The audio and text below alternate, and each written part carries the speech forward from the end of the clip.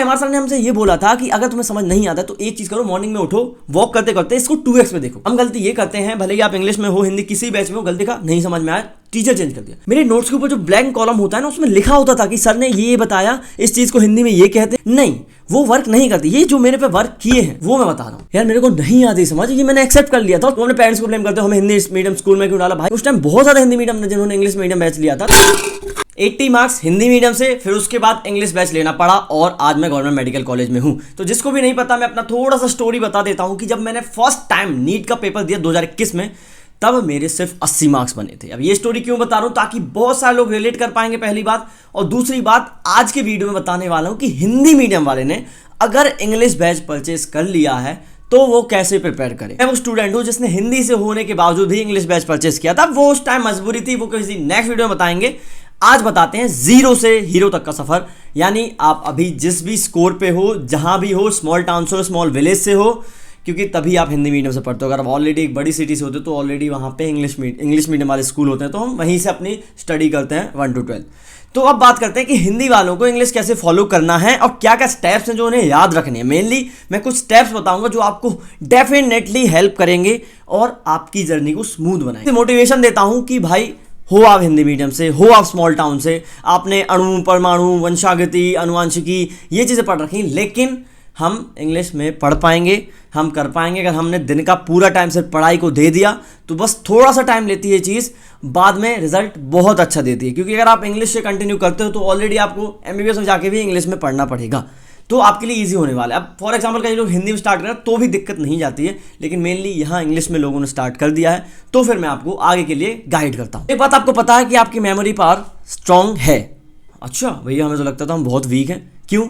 आपने, मैं फिर बता रहा हूँ, अणु, परमाणु, वंशागति, अनुवांशिकी, मैं तो कई वर्ड्स भूल गया हूँ। ऐसे वर्ड हमने याद किए होते हैं और अपने पेपर्स में परफॉर्म करके आते हैं। तो यार आज मैं आपके पोटेंशियल की आपको पहचान कराऊंगा कि हाँ आप कर सकते हो। दूसरा ये कि आपको अपने आप को कम नहीं आंकना है। फॉर एग्जांपल आप सोचो कि इस बार तो कई सारे बच्चों के 400 नंबर आ रहे होंगे, वो ड्रॉप लेंगे, वो तो ऑलरेडी इंग्लिश से होंगे, हम उनसे इतने पीछे। ये नहीं compete करना है, ये आप पीछे आगे मत देखो। अभी आपको सिर्फ आपसे compete करना है कि आपको हिंदी नहीं आती, आपको इंग्लिश नहीं आती, सॉरी, तो आपको इंग्लिश ही पढ़नी पड़ेगी। कि अभी आपको बैच में कुछ समझ नहीं आ रहा है, फिजिक्स में हो सकता है सर क्वेश्चन बता रहे हो, सब ऊपर से जा रहा हो, क्योंकि ऑलरेडी हम इंग्लिश हम समझ पाते हैं, हम बोल नहीं पाते, लेकिन उतना ज़्यादा सोच नहीं पाते, हम जनरली हिंदी में ही सोचते हैं। तो और ऊपर से फिजिक्स का क्वेश्चन जो कि इंग्लिश वालों के लिए ऑलरेडी टफ होता है, हमें उसको पहले हिंदी में सोचना है, फिर उसको कन्वर्ट कर, तो अपने को मेहनत बहुत करनी पड़ेगी। मैं ऑलरेडी आपको बता दूं, इससे मत सोचना कि आप बस 3-4 घंटे पढ़ लो काम हो जाएगा। नहीं, आपको सिर्फ लेक्चर को हो सकता है 2-2 बार कई बार देखना पड़ जाए। तो इतनी सारी बातें मैंने बता दी जो आप फेस कर रहे हो, इससे ज़्यादा भी फेस करोगे मॉक टेस्ट में, DPP में आपको क्वेश्चन ही समझ नहीं आया तो आप सॉल्व क्या करोगे, भले आपको तरीका बताओ। अब मैं सॉल्यूशन की तरफ आता हूं। तो सबसे पहली बात, आपको गूगल ट्रांसलेट का बहुत ज़्यादा यूज़ करना। और आज की डेट में बताऊं, 2021 का टाइम लगता है, 2026 का टाइम बहुत अलग हो गया है। मतलब आप AI से बहुत ज़्यादा हेल्प ले सकते हो, आप पूरा सेंटेंस बोल सकते हो कि अब मैं इसको कैसे ब्रेक डाउन करूँ, इसका हिंदी बताओ, तो बहुत ज़्यादा कन्वीनियंट होगा। उस टाइम तो मेरे को अपने मोबाइल में पड़ता था, स्क्रीन से हट के फिर गूगल ट्रांसलेट करो, बहुत ज़्यादा चीज़ें करनी होती थी, तब जाके मेरे को पता लगता है। तो समझ आ जाएगा धीरे धीरे, जैसे आप इंग्लिश में जाओगे, आप मतलब आप एक फेज जब होता है ना, ऐसा फेज है वो हिंदी से इंग्लिश का, तो जब आप वो पार करने लगोगे ना, चीज़ें आपको ऑलरेडी समझ आने लगी होगी। लेकिन वो फेज है ना, वो 2 से 3 महीने को होता है। मैं फॉर एग्जांपल अपनी बात बताऊं तो मेरे को 3 महीने, भाई तुम खुद सोचो, जून में मैंने बैच परचेस कर लिया था, सितंबर 2021 में पेपर जब हुआ था नीट का, फिर भी मेरे 80 मार्क्स आए, क्योंकि मेरे को उस 3 महीने के फेज में समझ नहीं आया। लेकिन एक बात बताऊं, मैं 12 से 14 घंटे पढ़ने लगा था। ये चीज़ मेरे को बहुत ज़्यादा हेल्प की और मैंने अपने आप पे वर्क कर ही रहा था। मैंने मार्क्स देखे ही नहीं टेस्ट में कितने आ रहे, क्योंकि आई नो मैं अभी बहुत ज़्यादा पीछे हूँ। मैंने हिंदी से स्टार्ट किया था, इंग्लिश का बैच होने वाला है, तो मुझे कई सारी चीज़ें फेस करनी पड़ेंगी। सेकंड, इसको आप सॉल्यूशन बोल सकते हो, प्रॉब्लम बोल सकते हो। प्रॉब्लम ये होती है कि हमने ज़्यादा इंग्लिश की बुक सिर्फ इंग्लिश वाले सब्जेक्ट में पढ़ रखी होती है अपने हिंदी मीडियम के टाइप, हिंदी अपने स्कूल टाइम में। और यहाँ क्या होता है, आपको सब चीज़ पहले तो इंग्लिश में पढ़नी है। मेन जो बायोलॉजी NCERT है उसमें क्वेश्चन आपकी एज इट इज़ NCERT की लाइन से आने वाले हैं, मतलब आपको वो आनी ही आनी चाहिए। अब मैं थोड़ा सा भागता था, मेरे को बायोलॉजी NCERT डायरेक्ट समझ नहीं आती थी, टीचर के नोट समझ आते थे और लेक्चर में जो पढ़ाते थे वो समझ आते थे, तो मैं भागता था NCERT से कि यार कौन पढ़े, मेरे को तो वैसे ही दिमाग में चल। तो यार ये गलती का खामियाजा मेरे को सेकंड ड्रॉप में देना पड़ा। कई सारे क्वेश्चन अब तो स्टेटमेंट वाले आते हैं तो direct as it is line से आए थे और मेरे दिमाग में लाइन नहीं थी, तो मैं क्वेश्चन गलत करके आ गया। तो आपको भले ही समझ आए ना आए, रटनी पड़े, NCERT आपको फर्स्ट डे से ही पढ़नी है, भले ही आप हिंदी मीडियम से इंग्लिश मीडियम गए। अब आते हैं थर्ड पॉइंट। तो जनरली इनिशियल डेज में जब हम DPP लगाते हैं हमसे क्वेश्चन नहीं बनते हैं, जैसा मैंने अभी बताया क्योंकि हमें क्वेश्चन समझ नहीं आ रहे होते हैं। पहली बात तो हमें उसकी इंग्लिश समझनी है, उसके बाद हमें क्वेश्चन को समझना है, तो हमारा टाइम ज़्यादा जा रहा होता है। इस चक्कर में क्या होता है, हम ना एक गलती कर देते हैं, हम डीबीपी को मिस करना स्टार्ट कर देते हैं। और लास्ट ईयर हो सकता है अगर आपने ड्रॉप लिया, मेरे को बताना कमेंट सेक्शन में कि आपसे गलती हुई। हम इसलिए मिस करने लगते हैं कि यार हमारा लेक्चर छूट रहा है, हमारा रिवीजन मिस हो रहा है। लेकिन आप एक चीज़ नहीं समझ पाते हो, अगर आपने आज टाइम नहीं दिया तो आपको कल ही सेम टाइम लगेगा डीपीपी करने में, और एक बार आपका बैकलॉग बन गया तो वो आपको क्लियर करने में और ज़्यादा टाइम लगेगा, और ये आपको स्ट्रेस में डालेगा। तो टाइम लगे लग रहे तो सॉल्यूशन देखो। तो मैं खुद कह रहा हूँ एआई है, एआई से सॉल्यूशन देख सकते हो। Fourth point, lecture. भैया आप कैसे देखते हो? देखो लेक्चर में मैं बताऊं, मैंने शुरू के 1 महीने ही बोल सकता हूं, फिजिक्स का लेक्चर तो भाई 4-5 महीने 2 बार देखता था। ओ भैया 2 बार इतना टाइम कैसे रहता था यार, मेरे को नहीं आती समझ, ये मैंने एक्सेप्ट कर लिया था। और तुम ना ब्लेम करते हो यार, तुम्हारी आदत खराब है। तुम अपने पेरेंट्स को ब्लेम करते हो, हमें हिंदी मीडियम स्कूल में क्यों डाला। भाई उनको ब्लेम करने से कुछ नहीं फायदा। अगर आप आज तुम नीट की प्रिपरेशन कर पा रहे हो तो उन्हीं की वजह से कर पा रहे हो, तो उनको ब्लेम मत करो। मैं कह रहा हूँ जो भी गलती है खुद पे ब्लेम लगाओ और उन पर वर्क करो, क्योंकि एट द रिजल्ट यहीं से मिलेगा। दूसरों पर ब्लेम लगाने से कभी रिजल्ट नहीं मिलेगा, क्योंकि कोई तुम्हारी गलती में वर्क नहीं कर पाएगा। तो मैं बताता हूँ मैं दोबारा लेक्चर क्यों देखता था। तो जनरली मान लो आज मैंने लेक्चर देखा, नोट्स बनाया, फिजिक्स की बात कर रहा हूँ, ठीक है। अब एमआर सर ने हमसे ये बोला था कि अगर तुम्हें समझ नहीं आता तो एक चीज़ करो, मॉर्निंग में उठो, वॉक करते करते इसको 2x में देखो। लिटरली ये चीज़ बेनिफिट की थी, मैं झूठ नहीं बोल रहा हूँ, क्योंकि मेरे को सुबह 1 घंटे में वॉक भी कर लेता था और मेरा रिवीजन हो जाता था। चीज़ें मेरे को दिमाग में एकदम फ्लैशबैक हो जाता था कि अच्छा ये पढ़ा था कल। वे देखो वैसे रिवीजन करना है, 2.2 कैसे फॉलो करना है, इसमें मैं वीडियो ला चुका हूँ, ढेर सारे कमेंट्स, इतना सारा प्यार उस वीडियो पे आया, उसमें जो भी डाउट्स आ रहे हैं उस पर वीडियो सुना रहा हूँ, और ये भी उनमें से एक है। कोई लेक्चर आपको लगे एक बार में नहीं समझ आया तो आप दोबारा देखो, रेदर देन आप दूसरे टीचर के जाके देखो। हम गलती ये करते हैं, भले ही आप इंग्लिश में हो, हिंदी किसी बैच में हो, गलती ये करता है स्टूडेंट, आज एक लेक्चर देखा नहीं समझ में आया, टीचर चेंज कर दिया। भाई अगर तुमने उसी लेक्चर को 2 बार देख लिया ना, टीचर तो समझ पसंद आ जाएगा। Second and most important thing, वो चीज़ तुम 2 बार पढ़ चुके हो, तुम्हारे दिमाग में सेट हो जाएगी। तो अगर कोई चैप्टर कोई लेक्चर दोबारा तुमसे मांग रहा है टाइम, उसको टाइम दो, क्योंकि तुम्हें खुद पता होना चाहिए तुमने हिंदी से स्टार्ट किया, तुम्हें इंग्लिश वाले से ज़्यादा टाइम देना पड़ेगा। फिर इसको टिप मानो, सॉल्यूशन मानो, या फिर प्रॉब्लम मानो, क्योंकि मैं प्रॉब्लम सॉल्यूशन टिप साथ ही कंबाइन करके दे रहा हूँ। आपको एक चीज़ याद रखनी होगी, आपको टाइम देना होगा। ये पॉइंट पे आप पूरी वीडियो बोल चुके हो भैया।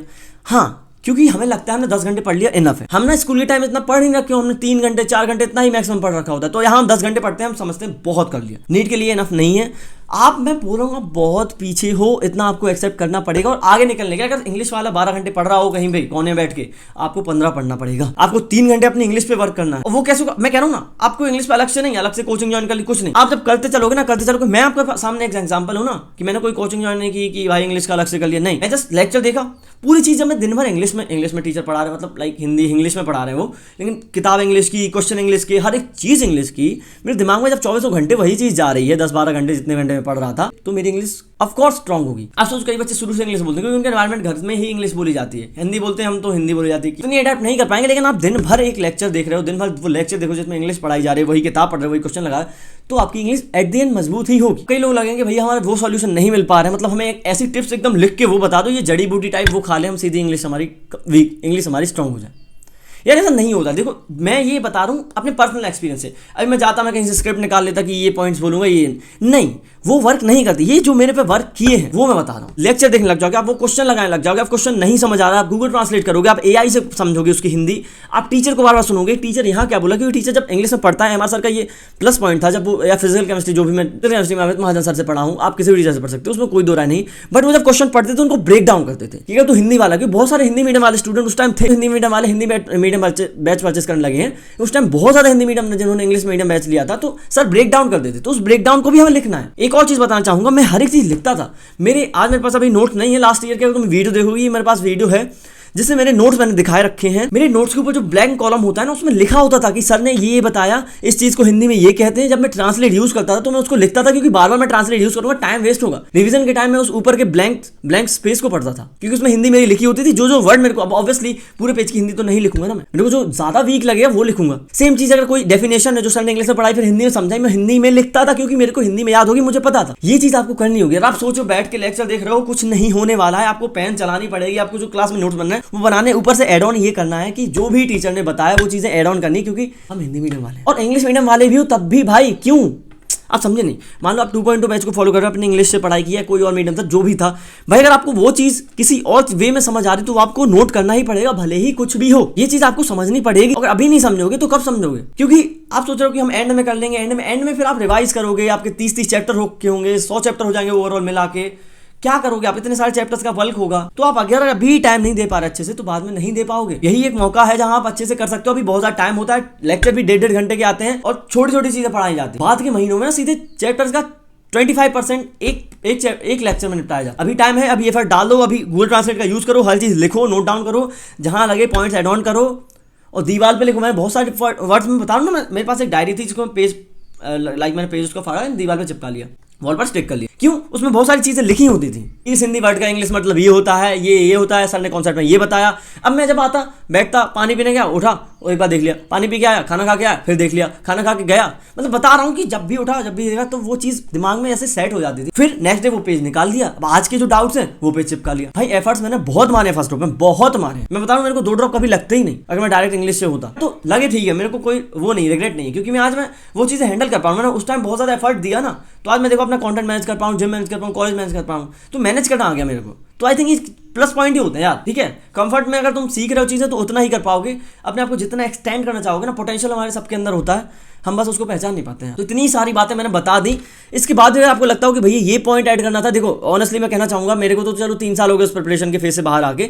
कई सारे स्टूडेंट ऐसे होंगे जिन्होंने लास्ट टाइम मेरे को फॉलो किया, ये चीजें हुई, 5-10 मार्क्स से रह गए हो या फिर सिलेक्शन हो भी रहा है। तो अगर वो स्टूडेंट ऐसे वीडियो देख रहा है, मैं उससे कहना चाहूंगा भाई तुम्हें कुछ भी टिप्स, अगर तुमने हिंदी से इंग्लिश कभी भी चेंज किया था, भले ही तुम्हारे 100 नंबर कम आ रहे हो, भले ही तुम 80 से 300 जंप की हो, 100 से 200 जंप की हो, 100 से 400 की हो, कितने भी किए हो, जो भी तुम्हें लग रहा है, डोंट करिए, प्लीज कमेंट सेक्शन आपके लिए ओपन है। आप अपने छोटे भाई बहनों की प्लीज हेल्प कीजिए, क्योंकि हो सकता है कई सारे पॉइंट्स आपने ऐसे फॉलो किए हो जो आपको मिस जल्दी इंग्लिश सीखने में हेल्प की हो, तो वो भी लिखना, प्लीज लिखना कमेंट सेक्शन में, ताकि उनकी हेल्प हो सके। अगर आप वो कमेंट नहीं कर पा, मेरे को पर्सनल डीएम करो, मैं उस पर वीडियो भी बना सकता हूं। वन मोर थिंग, मैं एक ऐसी सीरीज डालने की स्टार्ट कर सोच रहा हूं कि जिसमें बताऊं कि स्टेप वाइज वो सीरीज हो कि हिंदी से इंग्लिश कैसे जाना है। तो कमेंट करना अगर ऐसी सीरीज आपको चाहिए हो। सेकंड मोस्ट इंपॉर्टेंट थिंग, आप टेलीग्राम पे ऐड होना। टेलीग्राम पे मैंने अपने लिंक डिस्क्रिप्शन में टेलीग्राम का लिंक भी डाल रखा है, आप वहाँ पे ऐड हो सकते हो। और पर्सनल आपको जो भी डाउट्स अगर पूछने हो तो इंस्टाग्राम का भी मैंने लिंक पेस्ट कर रखा है डिस्क्रिप्शन में, वो भी आप चेकआउट कर सकते हो। थैंक यू सो मच, मिलते हैं नेक्स्ट वीडियो में।